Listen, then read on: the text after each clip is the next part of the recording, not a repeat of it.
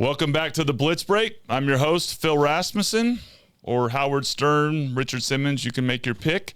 Happy Halloween to everybody. We're back with another episode of the Blitz Break, and I am joined, as always, by my partner in crime, Mr. Buzz Howard, who unfortunately did not dress up for us today. So, Buzz, thank you for being festive on Halloween here. Happy Halloween to everyone. Definitely wish you would have showed up with a little more Halloween spirit, my friend.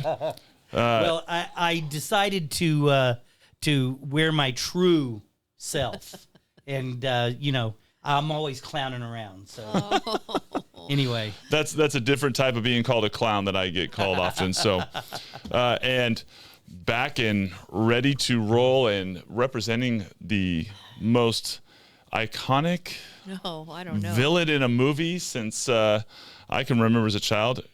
Coretta DeVille.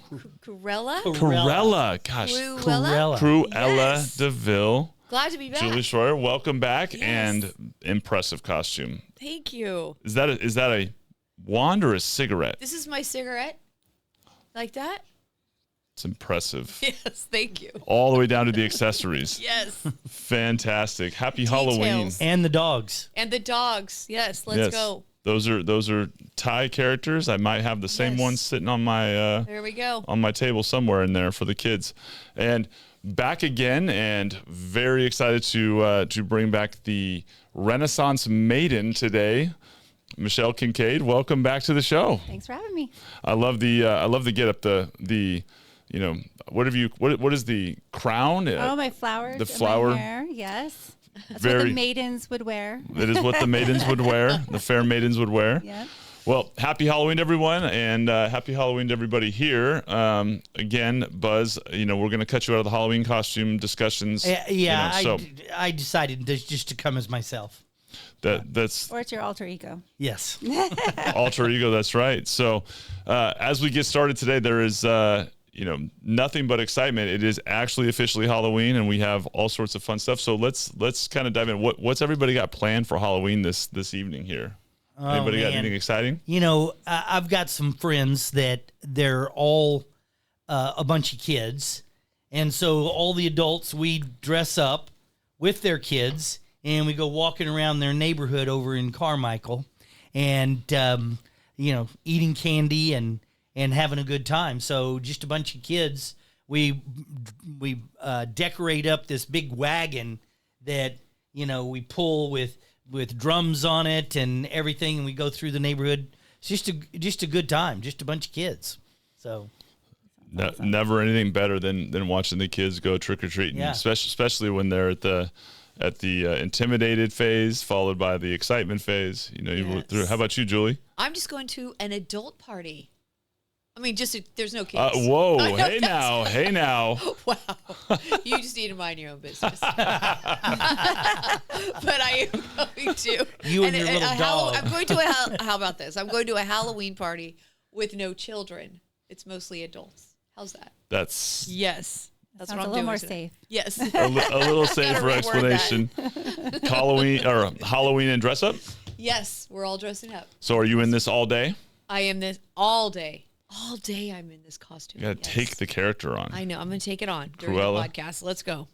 Yep. when you're driving down the road, are Yes. people like looking at you like, Yes. is that a costume or is that lady always like that? Yes, they do stare at me in the car. I got some interesting looks with the hair on the way in here. So, how about you, Michelle? I'm going to take my daughter to a party. I have a teenager now, so she's like going to parties and all that fun stuff. And then my son and I are going to go to a bonfire and give out candy at a friend's house in Camp Park. So What? Camp Park is off the hook, by the way, when it comes to Halloween. I've heard that. They just have so much activity going on. I mean, like, it's just a lot of life goes on over there. Interesting, Cameron Park. Yeah. Well, Believe it or we're not. making our way down from Folsom to do some trick or treating and watch the kids, get rolling. My son is doing the Jason costume, but he can't do that at school because they're not allowed to do that costume at school. So he's got a pseudo costume beforehand, and then our youngest is a ongoing Kit Kat. What's the reasoning behind a Jason costume? Is it the mask? They can't wear masks. Can't at wear school. something that. that covers the face. Covers the face. So I think they can't wear anything bloody or anything either, That or too. with weapons or. no weapons, Yeah. no There's face all these masks. rules. So and there's a lot of costumes. If you can't wear the face mask, then the Right. costume really doesn't work. Yeah. So Exactly. so we're off in doing that, and we do the wagon thing. We drag it. Historically, we've had a few families that show up with a little secret stash to keep it interesting for the parents, and Yep. The sippy cups. Yep, the sippy cups. That's right. And we cruise along. So, but jumping into kind of the week, I think bringing you back. Super excited to have you back, Michelle. I think I speak for all of us when we say it was really, really awesome to hear your story, get to know you, and we're really excited to have you back and to kind of bring you into having some more fun today. Thank you. I'll let Julie kind of tee up a few of the questions for Michelle to start and kind of kick off the conversation. You didn't get to. You weren't here when she was No. originally I on wasn't. the show. I You know were, that's ignoring us that day or something. Yeah, I don't know where I was, but Michelle, you helped out so many people in the real estate space and in the insurance space and AI and tech, and you have been, people are overwhelmed with all of it, to be honest, with all of the social media, with AI, and you've really simplified it so people like myself can learn from it, adopt it, and most importantly, execute. And I'd like to talk about that, like your passion to help people transition to this new real estate environment. Can we talk about that a little bit? Sure. And how you stumbled onto that? Because I've been to your classes that you've held in different real estate offices, and it's great because it's so relatable. Well, it's relatable because I've been through it. Oh. I've gone through the trenches too of having to figure it all out. I think for me, what changed was when Chat GPT came out, and I got whim of it somehow, and I just started to play around with it, and I was like, this is life changing. Like, this is going to take over the world. This is going to change. It's not like AI didn't have a place before Chat GPT came out. I mean, I had a management system that could do workflows. You just had to kind of plug them in and everything, but not like this. You could tell it what you want, and it would bring something back to you versus having to do all these computing behind the scenes and having to know like all this logic, like if you do this, you need to do that. And you had to understand how to put these workflows together to get the AI to work. Now it's just having a conversation with it. And I could do that. I could have a conversation with it and just spew out my thoughts and feelings. And what about this idea and this idea? So being in those trenches and learning how it's changed my life made it so much easier for me to express it back to other people, and being so excited about it, knowing how it changed my life, what it could do for other people too. That point you just made too about getting started. I think that the part that carries over from experiences of using different tools, different systems, and feel like I have to invest all this time to learn how to set it up, and then it doesn't actually work the way I want it, I think plays a role in people that are afraid to dive into, a Chat GPT and others. So, highlight like that part of like what you just said. Like, you can literally start with zero idea how to use it and just begin talking to it and watch it unfold. And go into that a little bit more of like, the simplicity of it, because it's such a cool experience if you haven't done it. I mean, we're trying to get Bobo the clown over here to get rolling with it. So wait a minute, did you see the mask? Does that look like Bobo? That's a really good point that he's making, because we were just talking about this morning. I need to get involved, and I've been having trouble just with my normal email for the last 3 days, and I'm literally. I just sent a message to everybody in the company, including the CEO, trashing our IT department because I haven't been able to get my email fixed. So what do you tell people like that? I just asked ChatGPT instead. To be honest with you, I found that so I've talked to you guys before about Go High Level is one of my favorite platforms used for automating marketing. And even they don't really even understand their own platform because it's growing so quickly that there's so many nuances that go with it. So one time I was on a Zoom call with a Go High Level rep, and we didn't get anywhere. I felt like I was there for like 2 hours. So I'm like, what am I doing? I'm just going to ask ChatGPT, and it knew what to do. And I just followed the instructions, and I worked through my own workflow with it way faster than I did with a human person. So in your case, what I would do is start with, hi, ChatGPT, I'm on Outlook. I'm having issues. This is the error message that I'm getting. I can't get through. I have this Windows program or this Mac program. That's the, the system that it's running on. How do I fix the problem that I'm at? And it might not give you the right answer in the beginning, but then you fine tune it like, well, I tried that. Here's this. And you start working through all of that. You'll probably find it actually will get you through it a little bit faster for certain things. My God. Not that you need to get rid of your IT department because you still got to need them for certain things. But for something like that, ChatGPT probably already knows how to fix that problem. The real question, though, albeit my problem, is, so let's say that you're a loan officer or a realtor, and you're just starting. Mm-hmm. You just paid the fee. What are the beginning steps? When they start on as a loan officer and a realtor, and then kind of getting into AI, just trying to figure out you how open this, your Chat how is this GPT gonna work account. Like, for what's me? what's some of the steps? And I'll throw in some of the things. But how do you kind of get started if you're that novice and you don't have someone that's teaching you or a class? Yeah. Okay. So this is what I did, because nobody taught me, is I just started using it and just started asking it questions, and then it will always give you an output. So I actually heard somebody say this the other day. It was a realtor conference where they had an AI expert come out, and she said that prompting is dead. And I'm like, what? Prompting is not dead. So you just learn to prompt. That is probably the first step. And prompting is just literally telling ChatGPT who it is, giving it the context and what you expect it to do for you and how you'd like to see that. Those are pretty much the 4 steps in the framework of a prompt. But even if you didn't put all of those things in it, just asking a question is technically a prompt. So you're saying these prompts, tell it who it is. So what did you tell the system they are? So for example, if I have a law question, I'm going to tell ChatGPT, you are a real estate law attorney, and I need help understanding this contract term. And so it narrows it down. So it's an LLM, which means it's a large language model, right? It can tap into like literally any reference ever. So if you narrow it down to telling it who it is, it can simplify it itself and go, okay, I'm a real estate lawyer. We're going to think about real estate law right now. And it's going to tap into those sources. So by prompt, you mean you're giving it context. Mm-hmm.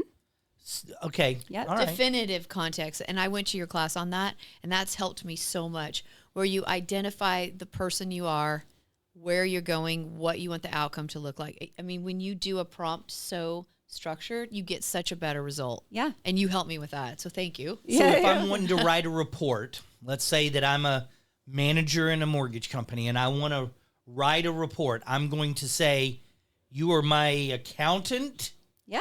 And I have and so you're going to just say, this is what I want. I would even tell it, tell it who you are. So Okay. it can go into the context of, okay, we're looking at a mortgage manager of an office, right? So it narrows that part down. And then say, you are an accountant that specializes in whatever type of accounting you're looking at. It could be bookkeeping. It could be tax law. It could be talking about tax exemption. So kind of like start to fine tune a little bit of where you want to go with that. And if you don't know, tell it, I'm not really sure what I need. I need you to help me narrow it down. And please ask me questions to help me get more clear on my answers or clear on what I'm looking to do. That's kind of reverse engineering it. So this opens up a lot of questions or a lot of thought. If I'm just a consumer, I self-employed, and I say, I'm self-employed. I run a pool business. Tell me what kind of write-offs, or you could say that kind of stuff. You're my tax accountant. Yep. You're my Exactly. CPA. Yep. What should I be doing to X? Yep. Literally, you Wow. can have your board of directors. You could, like, I actually built in my Chat GPT, my board of directors, people who I want to consult on my business. So I put a lot of influencers in there that are insurance influencers and also marketing influencers. Like I have Gary Vee is on my board of directors. I have Alex Hormozy is my board of directors. Cody Sanchez, she's the contrarian on, you know, small businesses and, you know, where people are, baby boomers are starting to retire out and where all these businesses going to go. You could buy it, right? So I'm like, she's on my board of directors. So These are real people. These are real people. But I asked ChatGPT to act as if they were them because they're popular and more famous enough. And they have so much YouTube content that ChatGPT could actually knows who they are and knows how they teach and what they teach on and their methods and how they do things. And I want them to help me influence my business. So I have, it's called a My GPT. It's a, I think you have to have it under the paid version, which is, by the way, it's only $20 to have the ChatGPT Plus. It's That's like $20 you'll ever spend. Yeah, literally the best. And you could create these My GPTs, and you can ask ChatGPT to help you create the prompting that goes on the back end of it. And this is getting a little bit more advanced, and I do teach a class on this too. But you tell ChatGPT who it is one time, and you put that in a GPT, and it always acts as that. So when I was building my board of directors, I had ChatGPT help me understand each one of these people and who do I want on my board of directors, and we worked it all out. It took me about an hour to do all this. And we really just kind of fine-tune as the top 10 people that I think can influence my business the most.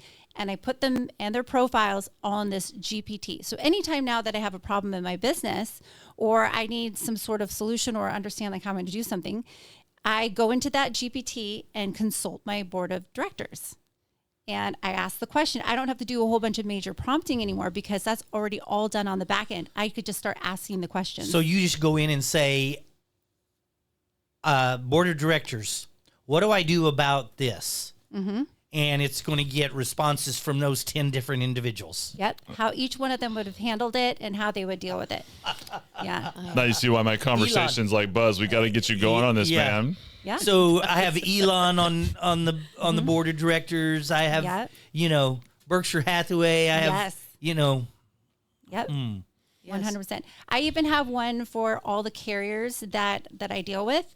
So I have a separate GPT for that where I've already uploaded all the policies that from each one of my carriers and their underwriting guidelines. So when I need a consultant, like which company need I go to? I've got this really weird situation. This client has a 1938 house with a wood shake roof and they have updates and da-da-da-da-da. Which carrier will take this? And it goes through all of their underwriting guidelines and their policy jacket. So I can even ask like, is this covered under Mercury or whatever carrier that my client is under. And I can ask questions so much more efficiently without having to call an underwriter or research all the paperwork, you know, go through it all. It streamlines things so much easier. So these carriers, is their original material, let's say in a matrix where like in the lending industry, we'll get a matrix from an investor and it'll say, this is what the down payment is. This is what the LTV, this is the, you know, DTI. And do you just scan that into the computer and say, this is investor XYZ's matrix?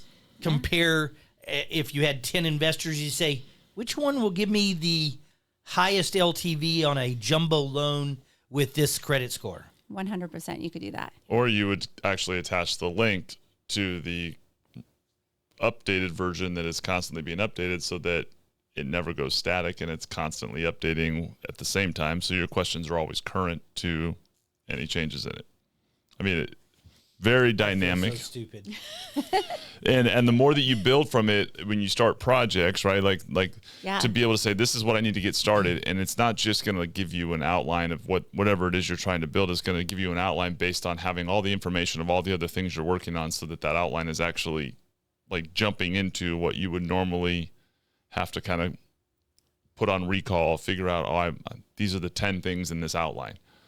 It's going to be able to spit them all out. And then ones that maybe you weren't even, you wouldn't have recalled. There's so much of that, like, that I think people don't understand the build out of it, retaining that information and collecting. It's like having someone that never forgets what you tell it, right? Exactly. Like, And ChatGPT's memory is getting better and better. So right now it's kind of limited on how much memory. It's not going to memorize everything that you talk about. If you're going to talk about like, oh, what are the different variations of peanuts and whatever, right? Like you don't want it to save that conversation. That was just something that was randomly going in your head one day, right? But if you have an important conversation, like an experience that went on with one of your clients or something, you can say, can you memorize this conversation so we can reference back to it later? It'll put it in its memory bank. And then I can even show you at some point, but there is a place under the settings where you can clean out your memory. So if there's certain conversations you're like, oh gosh, we don't need it, because sometimes it'll automatically do that. You could clear out all those conversations and free up a little bit more memory. But yeah, every time ChatGPT rolls out another model, it's getting even more and more memory. In fact, ChatGPT just released on Mac computers right now. It's not available on Windows yet, but it's Atlas, ChatGPT Atlas, which is their new search engine, which is amazing. Oh my gosh. If you think like searching on Google right now this is taking it next level. There'll be tabs up there. It memorizes the searches that you're doing. So if you're doing research on something and you want to do it manually instead of having ChatGPT do your research for you, it memorizes all of these things that are happening, and you could save it back. But it's just it's going to change how we use our search engines. I even asked about that too, about Google, if it's going to obsolete Google. It says not right now. Let's see. So I understand that I brought up Elon a minute ago for my board of directors. He has this program called Grok or Grok or Grok. I think it's Grok. Yeah. I think of the Guardians of the Galaxy. My name is Groot. But anyway, Grok. Have you toyed with that any? And is it comparable to Chat? They all feel really, really similar to me. I've tried. I even have accounts for all of them. Gemini, Perplexity, Claude. I have all the free versions on all of them. I only pay for ChatGPT. I feel like that's the OG and the one that's innovating. They're all at each other's throats right now. They're really trying to innovate more than the other one. And some are better at things, but it's just so slightly. It's like I can't really justify right now having all these different accounts being paid for. I feel like ChatGPT overall gives me what I'm looking for. But some people will say, like, if they're coders, I'm not a coder, so I could care less about coding. But if they're coders, they might want to go to Claude. If they want to do deep research, then there's also Gemini that has the deep research program attached to it. And then there's the race to who could do better video too. We're seeing Veo 3.1, which is by Google, and then we're also seeing Sora 2 just came out with ChatGPT. They're all at this race, right? So it's like one comes out with something great, next one comes out with something better, and then better and better, and on top of each other. So when you say coder, I think of I'm going to write code for a computer. Yeah. Is that what you're talking about? Exactly. Why would I do that if I have something like AI that you're just telling it what to do? What is the story there? So a lot there has actually progressed just in the last couple of months. Now you can actually code with like lovable.dev. You could just tell it what you want for a website, what you want for a landing page, an app, and it will write the code for you. That's what she's saying, essentially, right? Instead of having to hire a coder to create a website, or you basically say, I want to code for X, and it creates the code and tells you where you can input it, and now you have your website. Yeah, you don't even need someone to make a website for you anymore. Same thing with video. I mean, just the other night, I had ChatGPT create an entire, character backstory, whole 9 images, and then it told me how to load it into another platform to create the video of that character. Yeah, which is really cool, and I'm excited. And about I'm a novice at it, like it's like messing with it, but it's telling you how to use, like we talked about, layering, right? And very dynamic. It's also where the element is a little bit scary when you look. I mean, now I'm regularly, because the algorithm knows that I like the Tupac, Elvis, Bruce Lee. What's the painter?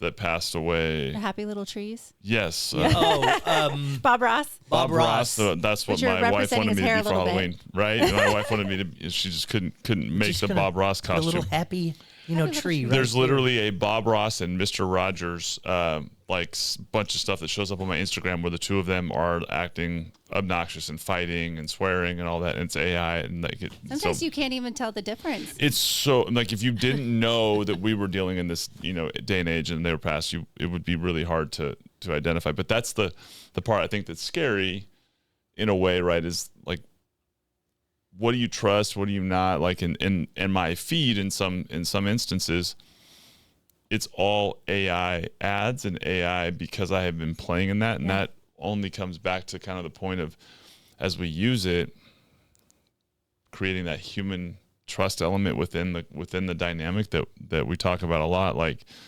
it's to make us more efficient and communicate, but it is hard as a consumer on the back end, right? And I mean, you're in the social, lane all the time, and I know you're using it, but the algorithm sometimes, for people that are playing in this, can get consumed by seeing AI-based content. So yeah, and you brought up a good point where I think a lot of people watching this and just listening to you and how much it's progressed since you and I have talked, it is a little scary. We're like, wow, you're thinking about jobs and you're thinking about this is going to do this all for me. But one of my sales leaders, I won't mention his name, but he said the active role of a salesperson is going to be actually more important because there is too much information and machine that the authentic person, like all us four sitting here, and the salespeople that are able to build relationships and rapport are going to be more valuable because we know how to do that. And I think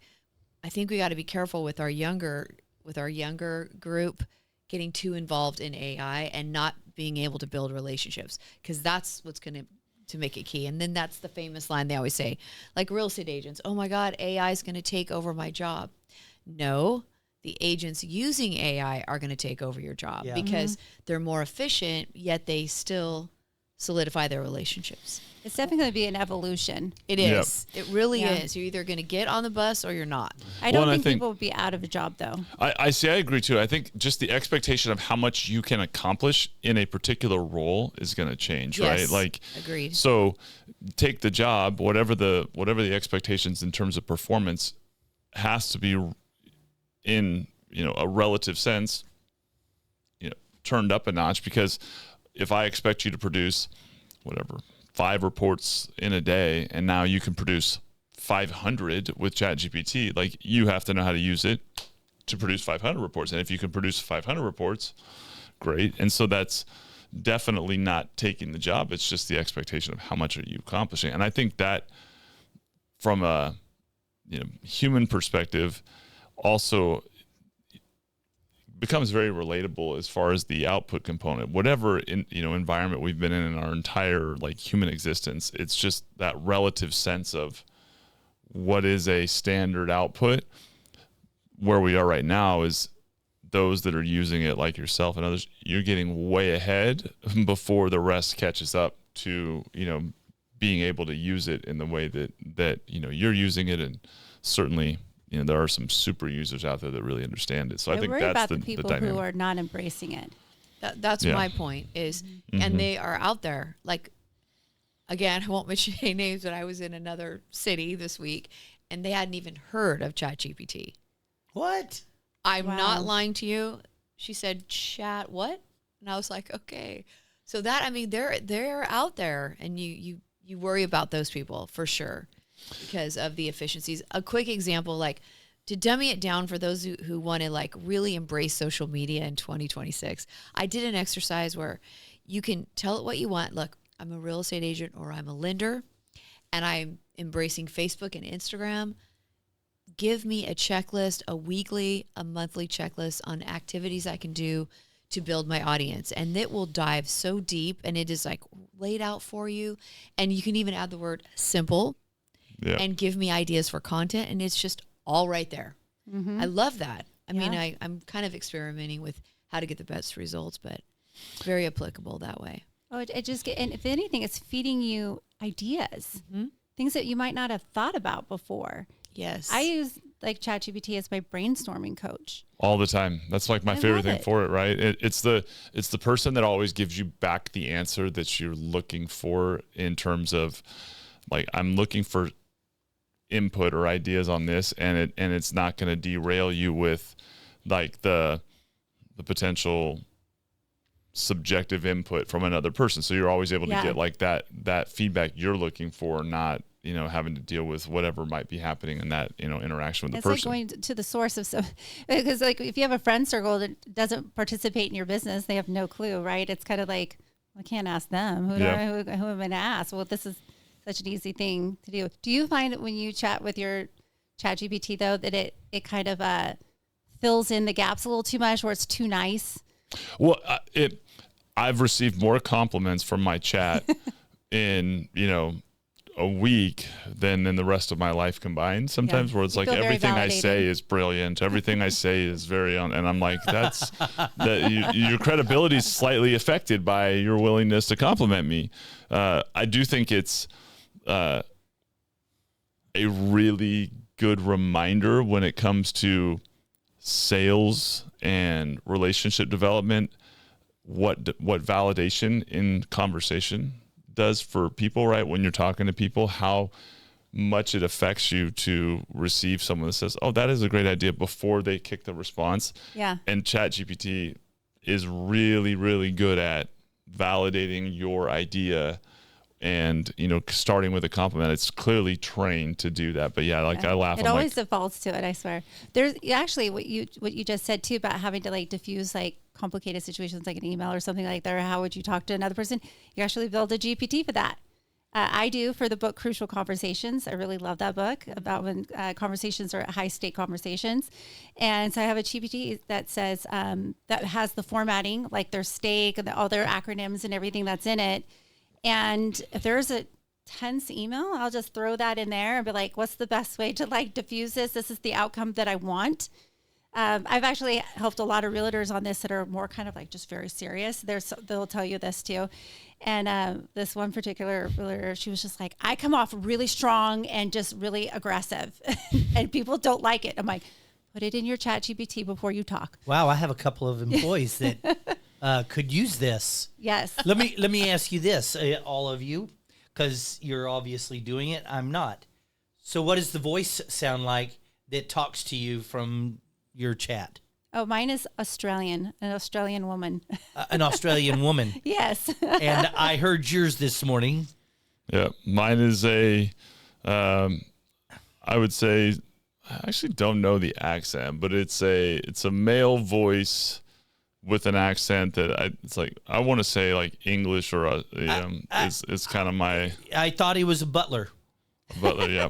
It's kind of got that vibe to it. Bruce Wayne walks in and says something, and the butler, responds. I went that route just because I didn't think it would be great to like have a potential scenario where it sounded like I was talking to another woman and my wife walked in or something. So So what about you? I don't know.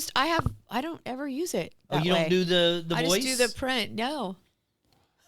You're kind of embarrassing. I know. The voice is by far the I don't use best. the voice. I know. I'm behind. I just type it into my phone. So this is a great feature. It's got little lines on the right-hand corner right next to where your microphone is at. Yes. So last night there was, I don't know what is going on. It's the weather or something. These little gnats that keep flying around. It was annoying me. I'm like, oh my gosh, we couldn't figure out how to get rid of them.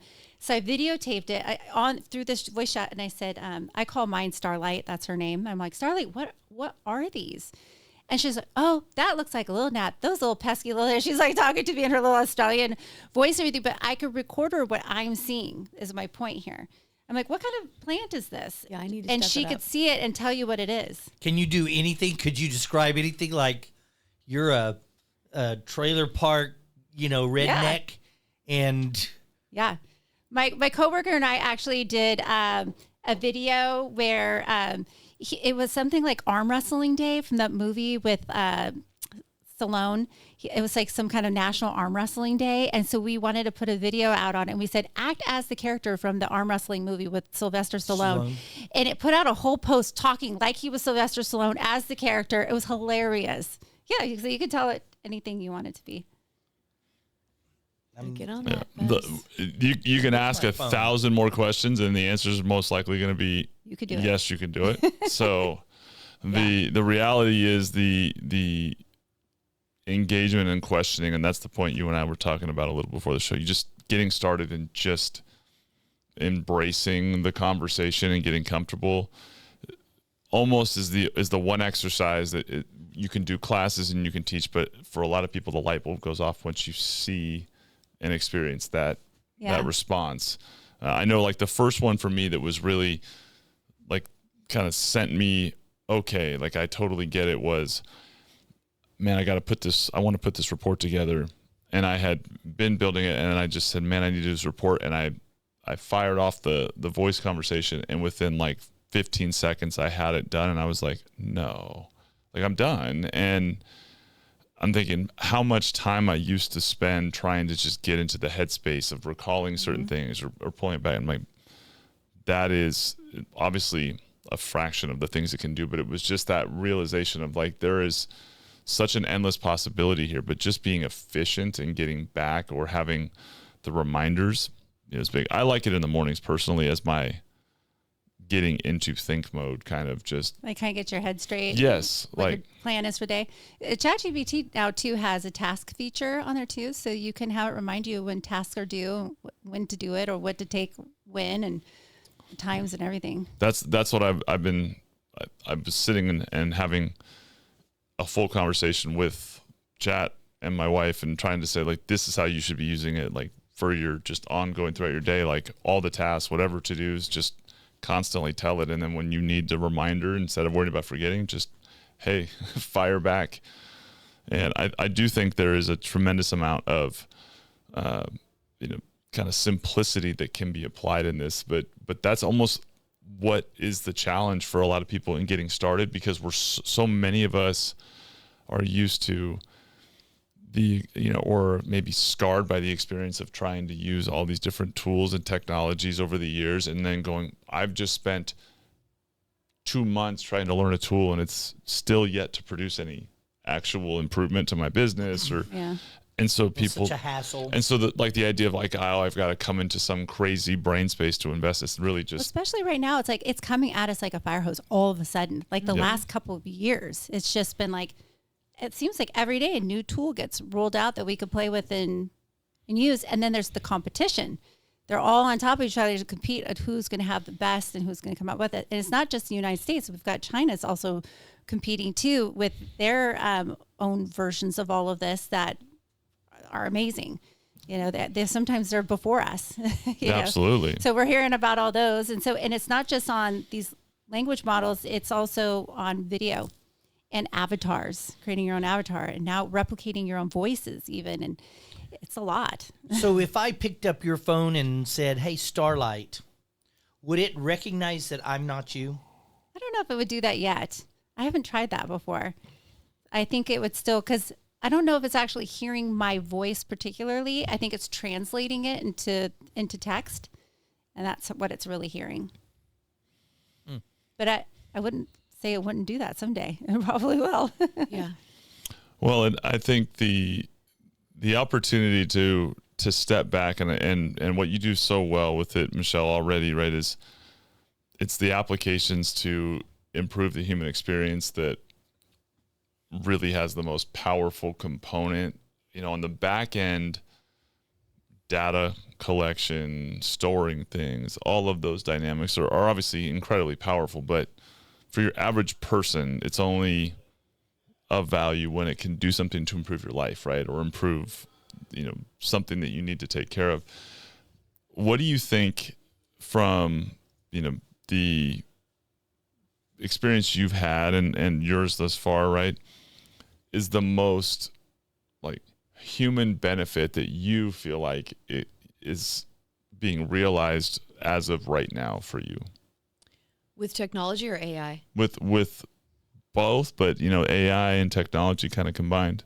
For me, AI's just made me more efficient. Instead of taking 2 hours to do captions or whatever I need to do on the social media front, you can just tell it to write you a caption and copy paste and you're done. So for me, it's allowing me more time with my family or the ones I love, because I'm not having to do manual. How should I write this caption? I don't have to really think about it anymore. It does all the work for me. So for me, it's time. It's time savings. Yeah, and time is money. Time is Time money. is money. You're so is. right. I'm not using it. I mean, technology, sure. We're very when I aware. can get it to work. I'm still waiting on the first report I asked you for 17 years ago. So I'm almost done with it. Have to tweak it a little before I get it to you. Obviously, this seriously today's kind of blown my mind. Literally. It's funny because Phil and I were talking about it earlier this morning, before obviously you guys got here. And I was seeing, okay, you're right. I need to do this. And then just on a couple of things that you've said and the things that you've done with your social media, all of a sudden I've got like 700 ideas of, oh my God. So you're saying it would do this or that. The reason I asked if it would recognize your voice is because, you had mentioned you and your wife, Laura, you could use the same phone for interchangeable at home for, household issues or whatever. So I was just thinking about that. It was like, oh my gosh, for a family, that would be amazing. So it really, when you say, how am I going to use it? It's like, okay, I have to get it downloaded first, but I actually have it on my phone, just the free version. Yeah. And all I've been doing is acting like Google search. Like, tell me about such and such. That's the start. But it sounds like so much more that, like I said, my brain is just 700 things right now. Yeah. I have to go. Is that what's like holding you back? Is the analysis paralysis kind of thing? That's been holding me back? Mm-hmm. I would say, like everyone else, specifically my age, I'm 49, and times 3. I am right at 65, and I think that a lot of people my age, we engage in a lot of the technology. Don't get me wrong. I hate those classes where you go and some millennial is saying, well, today we like to communicate with text. And I'm going, no shit. Sorry if I can say that. Is that Well, you did, so it doesn't really matter. Can't reel that back in. I get really angry at these speakers that talk about how special the millennials are, and because they use technology, because that's how I communicate too, with text. Mm-hmm. But going that extra step, I've got chat on my cell phone, my flip phone, but I haven't gone that next step. And I think that a lot of people, regardless of their age, I think a lot of people, it's like, how much time is this going to take? Mm-hmm. I've got to go. I've got things I've got to do this afternoon. So they put it off to tomorrow.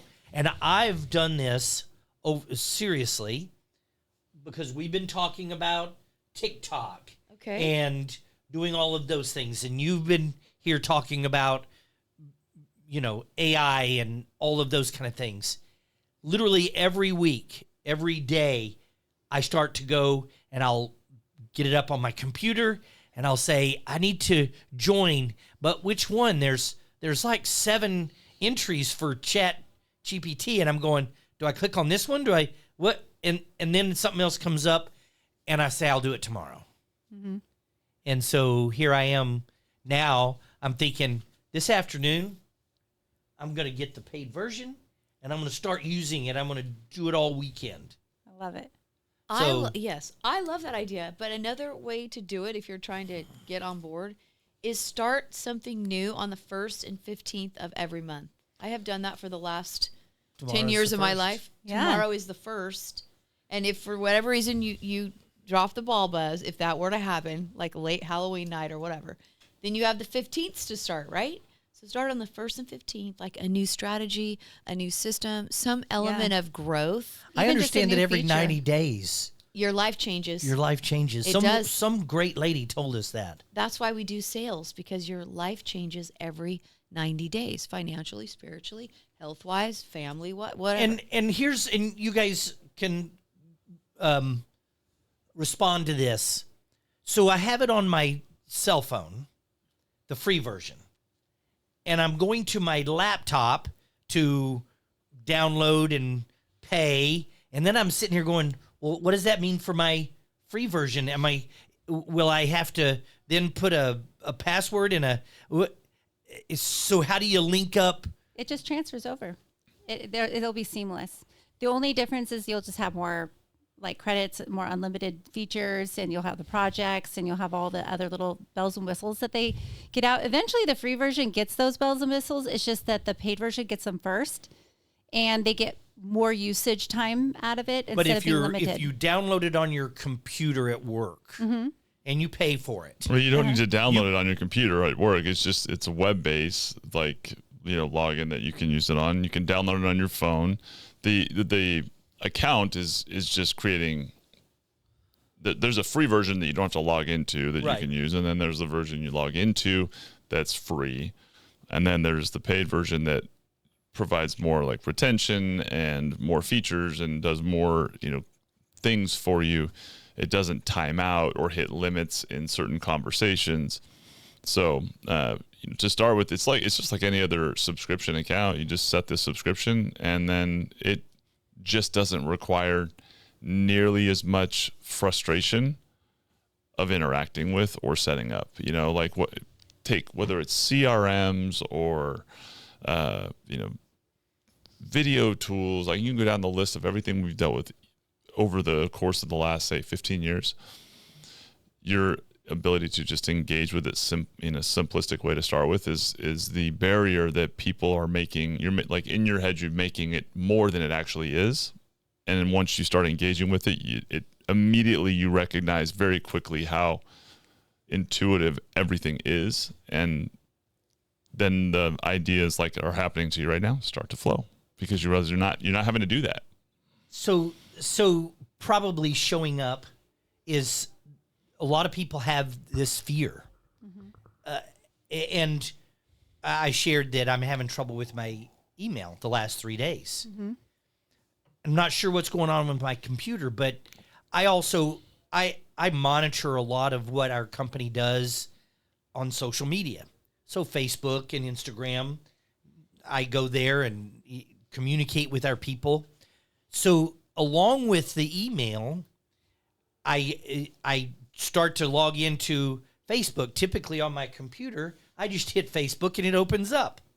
Well, now it's asking me for passwords, and I don't know the passwords to my Facebook. It's like I went in there and it says that password was last changed in 2016. And so a lot of people, I think, have all this anxiety over, well, if I change the password here, then I have to go into my phone and change it there. How do I memorize all these passwords for everything in my life? Yeah. Because you're not supposed to have the same passwords for everything. Yeah. Because that's dangerous. So I do. think We're in therapy session for Buzz Howard right now. but I think that you asked me why I haven't done it. I think there's I see I what think you're there's a talking lot of about. fear. I think Yeah. it's fear more than anything. That's going to take more yeah. time than you're like already max capacity. Like, what now? I got to learn something new. Yeah. It's kind of like when I get on the phone with AT&T to deal with a billing issue. I hate it. Oh my gosh, am I going to be on hold for 2 hours? If I talk to someone and make me troubleshoot these whole things, like, I just don't even want to do it. Well, but I think that where I'm coming from is what a lot of people, and back behind the curtain here is our office with loan officers and people that we want to embrace all of this. And you talk to realtors and lenders, and you're doing classes. I think that I am not too far off of the normal, give or take, not too far off of the normal person and the fears and anxieties. And it's like, oh my God, now I have to do it with my phone. And it's just weird. Yeah. Well, I would say, yes, there's definitely elements of that. And I definitely think we all have the fear. I think to put a bow on this in particular, and our therapy session for you, Mr. Howard, is you're having a conversation with three human beings. That's what you need to do. That's what it is. Is it's human beings to help decipher the overwhelm. So Yeah. trust, relevance, human connection to establish like this is worth your time is the kind of thing that is far more powerful than the 1,700 ads that come through on an Instagram where it's all an AI, buy this AI, use this AI, and that's what I'm referring to. Well, if there's that many and the competition is so fierce, to your point, which one do I pick? Well, it takes, and that's where like you said, the salesperson that's able to connect and provide trust and value and connect to the fears and the objections.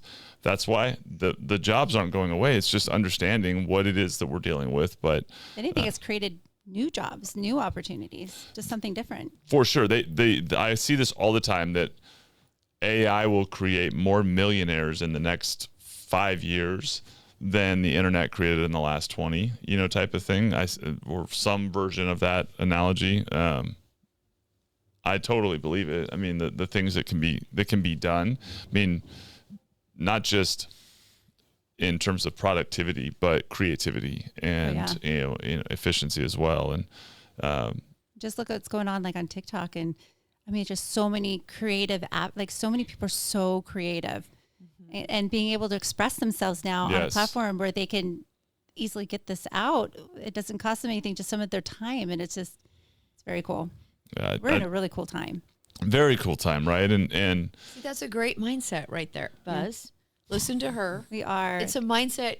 It is a great time to grow because you can grow so exponentially like you can't at other times. Like this is crazy. Like you can. Here's what's so beautiful about it. If you embrace technology, you can climb here so much faster because a lot of people aren't. So that's what I want you to think about. Think about how much more advanced you can be so much quicker if you embrace technology. And it doesn't take that much. All it takes is just that first step. Sign up, do your first search, and you'll be sold.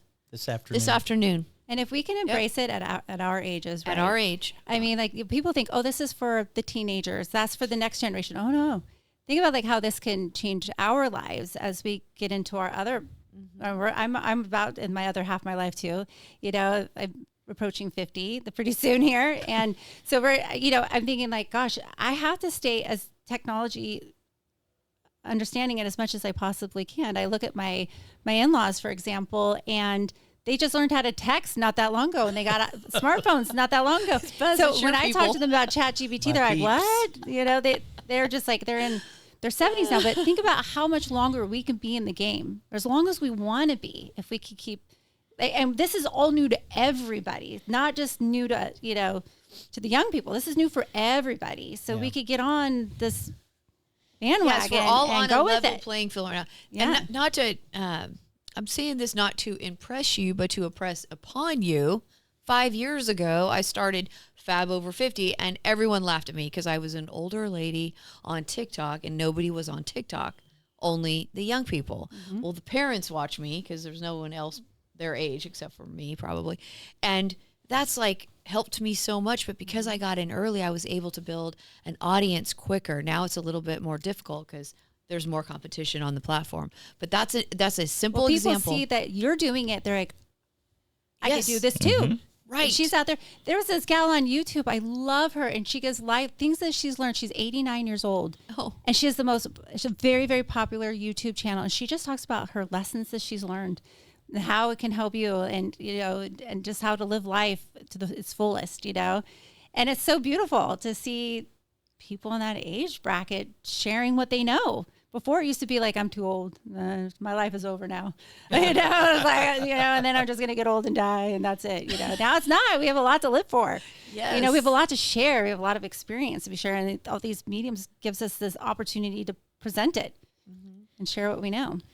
Well, that's, I think the future generation you mentioned, and I'll kind of highlight this to kind of really put a bow on this conversation too. So my oldest is 14, and I was just having this conversation probably a couple nights ago where I was doing the video deal and I mentioned the AI, and she goes, "We all hate AI."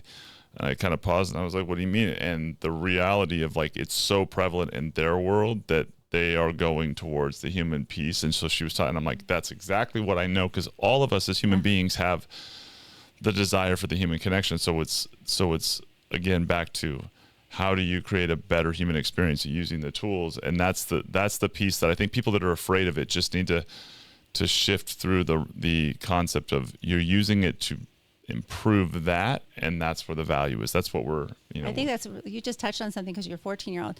My 17-year-old and 15-year-old don't like Chat GPT either. My daughters use it for help with study aids and stuff, and she's sort of like embracing it a little bit more, but she doesn't like fully what it represents. And I think that's really cool, because we need the pendulum to shift another direction. Mm-hmm. And they're that age group to where they're still valuing that human connection, because we will probably lose it for a while. That's just how the pendulum flips, right? And then it just starts to kind of even out again. And we're going to need that generation to really keep us in line on what really matters. Exactly. Yeah. And I think it always does, right? And that's the beauty of it, right? As we figure it out. And if you're ahead, like anything, first to act, first to get ahead, and when everybody catches up. I mean, that's go back to the very beginning of everything we've ever learned in our lives, right? Like, you got to have enough confidence to be the first. If you're in the middle of the pack or the back, you're not going to get an advantage. So, on that note, I have a pivot question on some fun. We're all in our costumes here. Halloween movies and Halloween experiences. We're talking about that. I mentioned the Jason character and my son wants to be, but let's go around. What's your favorite Halloween movie, Buzz? Oh gosh. Halloween movies. I'll tell you, and you'll laugh, I am not a fan of scary movies. Me neither. I don't, all of the Friday the 13th and Chainsaw Massacres and all of those, I have not seen I have not watched a single Friday the 13th or Chainsaw or Mask. I think you're just very Saw. Protective of Texas, so you just won't accept Texas Chainsaw Massacre. So I am one of those weird people in my house, and my girlfriend is the same way. We just don't even watch scary movies. Now, if I was to go to scary movies, I know this will sound funny because it really, really dates me, but The Birds. Oh, yeah, that's a great one. Was old black and white. Yeah. Well, you had already dated yourself pretty good earlier, so you just keep that train going. Made up on where in Point Arena or Point Reyes? Point Reyes? Yes, on the coast. Yeah. That was scary. And then and I'm a boater. The Creature from the Black Lagoon. Yeah. You remember that? Yeah. Where had those two. I'm sorry. So those two movies. I love it. What's really bad is I used to, because I have a boat, and I bought that movie just to play on the boat, at night to scare my son when he was young. Such great fatherly behavior. I know. So scary movies. I don't guess they have anything to do with Halloween though. But what about you? I'm right. I'm gonna follow Buzz's lead, and I cannot watch scary movies, and here's why. Because a lot of the scary movies are they're in cabins, you're home alone, and that's what I do. So I don't, every time. In fact, my husband was watching Scream a couple days ago. Scream, the movie Scream. Yes. I think it's old with Drew Barrymore. Nev Campbell. Yes. Okay, and I was like, oh, it's an old movie. It's probably not that scary. Okay, Wrong. So scary. So scary. I had to go You couldn't upstairs. sleep that night? Nope. And I went upstairs while he watched it. But yeah, I'm not. I had like 6 or 7 of those too. Yeah, it's been going forever. They're making another one now too. And they are scary, right? So I can't do it. A lot of jump I'm with you, scares. Buzz. Yeah. Give me some on that. Right there. my household's big into them. How about you, Michelle? I'm not a big fan of like horror. I saw Friday the 13th for the first time when I was 8 years old at a birthday party. My mother I'd never been introduced to anything like that before, but it was like at someone else's for about 10 years. Not kidding. I would like literally jump from because there was a scene where he'd like reach under the bed and pull with his like claw things and pull them out underneath. I would jump from my bedroom door to my bed. Like that's a far jump. Yeah, like see, full it had 10 a lasting years. impression on you. This is why I don't watch horror So- movies. Yeah. Right there. So that Right? She'd get a good running start from the Like a bathroom. high At jumper. 18, it's No. embarrassing. okay, so you and I are like spirit animals on this because I watched Chucky and Child's Play, and I did Oh the my same gosh. thing as a kid because Chucky and Leprechaun Yes. both had scenes where they got the kid Yeah. or someone from under the bed, and most like I didn't even have a bed that had openings under it, like it was like a solid, and I still.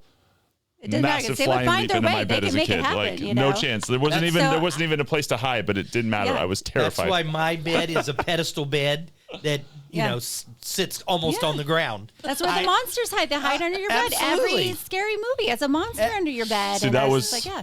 Chucky. And being an 18-year-old doing that was like, it was getting a little Getting a little? much, you know, like Okay, it was a little much. so the Chucky dolls. Chucky doll and the There's a- leprechaun. There is got a me. hilarious commercial. Is it UPS or FedEx where if you don't want something, you can return it and you just call them and they pick it up? You remember that commercial? I Just think so, call yeah. us and we'll pick it up. Well, there was the guy, FedEx guy comes, knocks on the door, and he goes, "Oh, I'm here to pick up your return. What is it?" And the guy turns around and he points at this Chucky doll sitting like on a chair in the living room. And he goes, "That's it right there." And he turns around and the guy goes, "So what's wrong with the doll?" And he turns around and it's standing right next to him. And the guy goes, "Oh yeah, that's got to go." And I got to tell this story because after my mom passed away, we went to the services and was staying at my mom's house.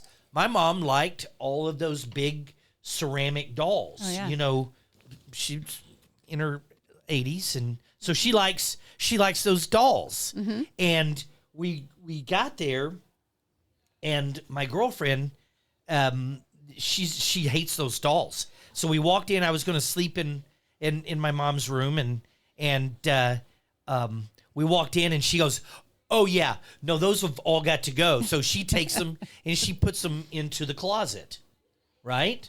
So that she doesn't have to look at them in the middle of the night. So she gets up to go to the bathroom in the middle of the night. So I sneak over and get one, and I put it in the hallway, to where she would walk out and it Oh, would my be gosh. there. I would have murdered Well, you. she didn't talk to me for like another day been or so so. Yeah, she had to go back to the bathroom. Well, the very last night, so she's asleep, and I know she's going to get up to use the restroom. So I put the doll halfway out under the bed, where it's laying there looking up. So when she You did. gets up, she basically steps on the doll laying there, looking at her. Yeah, she absolutely hates me for that. Yeah. And, I wouldn't be able to trust you. If You know that- how many movies where they had those dolls in the closet? There was like a dead Yes. body underneath hiding. Yes. You know, it's like, oh gosh. my 14-year-old loves scary movies. Like, has always been big I into do like too. being I don't know scared. why. Being scared, and her and mom like to watch scary movies. I like them. They got to be good ones. But I had, like I said, the same experience.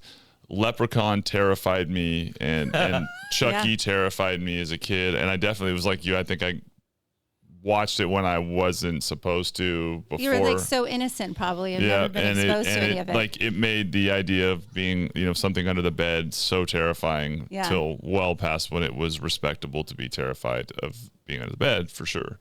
I do still like suspenseful movies. Like, I don't know. Like Jagged Edge. Yeah. Or like The Changeling. I don't know if you guys remember that from the 70s. I love old camping movies too. Like I expose my kids to that stuff, like The Birds. Yeah. And with Young Frankenstein's another really fun one that we watched from the 70s. And I just try to keep it a little bit light. Like my daughter and I the other day watched Interview with the Vampire. It was such a flashback for me. Like, oh my gosh, this movie. I thought that movie was like Brad Pitt, Tom Cruise was like so hot. And now I'm like, oh, this movie is not the same as you're an adult, right? Like it's like different. She thought it was weird. She was like, that's weird, Mom. I was like, okay, not in a approval state of your movie choices. Yeah, but she does typically. She likes. Like she was watching Texas Chainsaw Massacre the other day. I came home and I was like, what are you watching? But it was the original.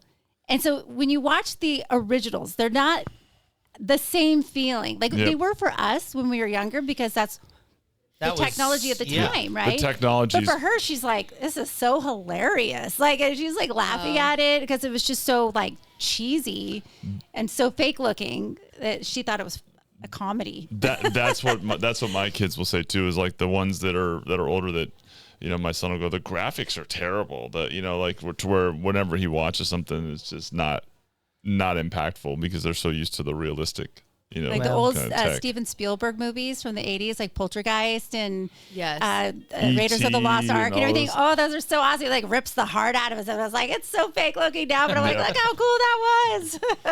Very true. Well, and that's a, I think people that are really into the Halloween deal and like to be scared, I think there's an element. I was just having this conversation yesterday, and Buzz, you're two women here. Are you both interested in Dateline? I'm going to have to ask this right now. Dateline, the TV show? I love that show, yeah. We love Dateline. So do you watch Dateline all the time? All the time. Yeah. So can I ask, what's the obsession with women in like the crime shows? Like when they're the ones that committing crimes against men. Like, what is it? Like, is there a thing I don't get? Like, you know what? That's a great question. Yeah, that's why do we like it? I think it's kind of like, for me, it's more real, but it's like, it could happen. So maybe part of me is trying to figure out, could this happen to me one day, or to protect myself and like prepare for situations or something. It's a good question though. I don't know. Most women do watch those shows, and I never. Yeah, I love true crime. Yeah, like 48 Dateline. Hours, Dateline. It's 48 hours. Journalism that's typically Constant. around I love a it. crime. That's all my wife watches. I think Michelle, you nailed it. I think we look to see what possibly could happen. Maybe. Yeah. Maybe that's what it is. And it's like a preparation. Like, okay, that person's not going to like. I know that situation now. Like, you can't get that past me. Well, you see all these now on social media where they say, okay, here's the latest scam. You know, now like the latest one is they mail you a package and you open the package and it says to get your gift, scan this QR code. And once you scan it, they've got all your personal information, blah, blah, blah. And so, those are what you're talking about. Kind of like, well, should I be sharing this? I'm sharing it with all my friends. You know, don't scan QR codes on a gift. Yeah. See, she didn't watch those. I'm talking like they're always Another great the husband murdering the wife murdering like that kind of thing. And I'm always like, what? I feel like it's just one big like suspicion conversation. My favorite one is the World's Worst Roommates on Netflix. My daughter and I binge watched this one. World's Worst Roommates? So great. It's like when, you're a single woman or whatever, and you're like, I need to have someone to help pay rent. And they always get like the worst person that won't leave, and they just cause chaos and havoc and all the situations. And then I just go, see, Olivia, you can't be doing that. Like, don't be ever like, you get a female roommate. You're a girl. You don't need a guy in there. Like, like do your background checks. Movie, Single White Female that was the weird. Yeah, I don't know, but I love American Greed. Have you watched that? Oh yeah. Have you watched that? Yes, I have watched quite a few episodes. That's intriguing because that's more business related. Buzz, you would like that one. That's what the Bernie Madoff, I think, was on that one or something. It actually sometimes starts out innocent, where they're actually a good person, and then they get a taste of money and the power and how easy it is, and then it turns they wound up killing everybody. Yeah, there's local people they've had from Sacramento on there, like 5. Oh yeah, on the World's Worst Roommates had a Sacramento gal. Sacramento. Yeah. It reflects kind of what I always say. Like if you put hyper competitive cultures together, right, in business, and it's unchecked. A lot of sales cultures that go unchecked with competitiveness, what happens is everybody progressively is looking for that leg up, and then progressively the advantage turns into that person crossing from the gray into the red, and that little incremental, and then you end up on American Greed, and like people look at it and go, how in the world could you have possibly considered that? And there's environments where it's like, well, it didn't start there, it progressed to. It starts so there's social psychology experiments that have been done on that. And this is why even in relationships, you have to have boundaries. You have to speak up for yourself, because it's those times where you don't say anything, you don't check another person, it elevates, because it's human nature for us to want to keep pushing the envelope a little bit more. Are you talking about me tracking your phone now? Yep. Is that what you're... It's those kind of little things. If you don't say anything, you're like, oh, maybe, you downplay it, whatever. How much more can I get away with? Yep. Even good people are susceptible to that. Yeah, absolutely. Well, and then you It's justify so it because, well, I need to know where they're at all times. I mean, you see these in TV shows where the parents are tracking the children's phones, and then the children find out, they get mad, but I just doing it because, I love you. I totally track my kids. I was just saying, I think we found out an issue at Bus House here. Because we couldn't get the Find My location for her, and she did it on her own. She's like, Mom, I picked her up. She goes, Shh, Mom, I'm on the phone with Apple right now, Mom. You are? I was like, she's taking initiative, right? And she goes, I can't find you on my Find My, and I think that we're disconnected. So she was trying to troubleshoot it on her own. I was like, oh, because I've indoctrinated her, of course. This is for safety reasons. I need to know where you're at. Like, what if you were in a ditch? How would I be able to help you? Yeah, I grew up where our parents said, yeah, when it gets dark, come home. That was my generation. Was literally Me too, Yeah. Buzz. just be Take home off on by your 6 with the lights bicycle. out. Yeah. We were building forts and throwing rocks and Yes. when the street lights come on home. Yeah. It is. Don't It's a let fine your mom line looking of for you, though. security, or are you really? I don't know. Go back and forth with us. Is it control? Is it control, or Is it it really for safety? I think it's a little bit of both for me. Like with my It's daughter. intent. It's intent, right? What's the intent? What are you trying to do? Make sure they're safe. See if. Yeah, I don't know. It goes back to like We'll go to you, Buzz, on the this gray areas can become the red areas. It's the good can become the bad. Don't ask me. You can't even. I log can't in even. chat. I can't even get my phone to turn on. Little did I know that we actually were bringing on the real Bobo the Clown today for this entire deal. But Which, by the way, whose purse is this? That's mine.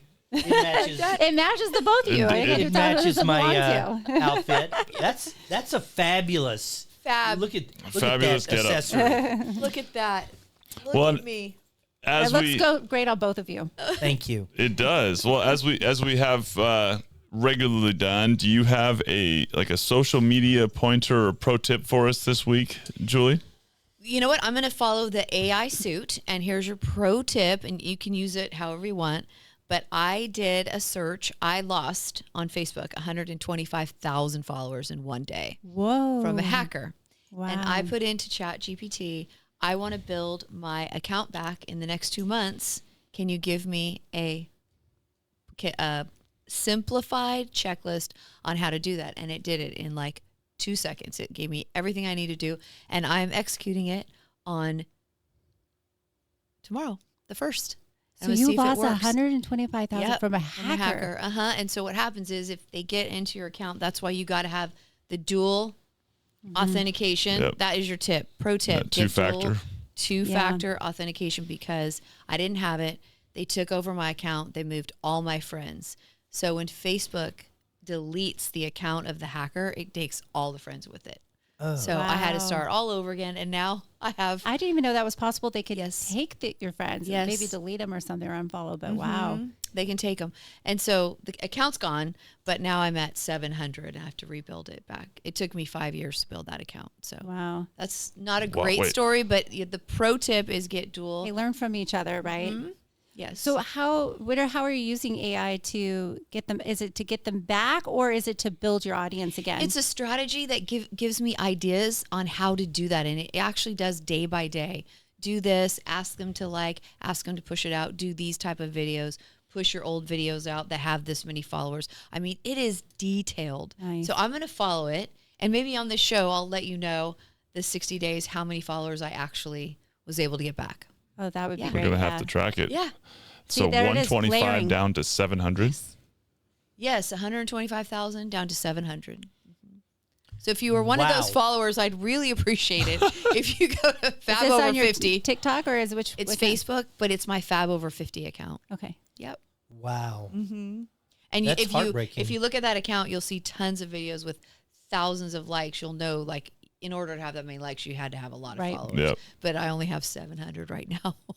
Wow. Yes. So That's I wild. wonder how much this happens to other people though. I you know? wonder too. And it took me 5 months just to get the account canceled with Meta. Wow. Mm-hmm. So That's wild. That is wild. So great pro tip. And as we head to the end, any last thoughts, Michelle? Any final pointers or a little lesson or nugget you want to leave the audience with? I would just tell anybody who is listening to this right now and has not gone on the bandwagon of even just checking out ChatGPT, get on there. Just start using it at least one time a day. If you don't know what to do with it, just ask it a question. Just start with a question. What's your burning question on the top of your head? Start with that and then ask it a follow-up question and just get used to building that conversation.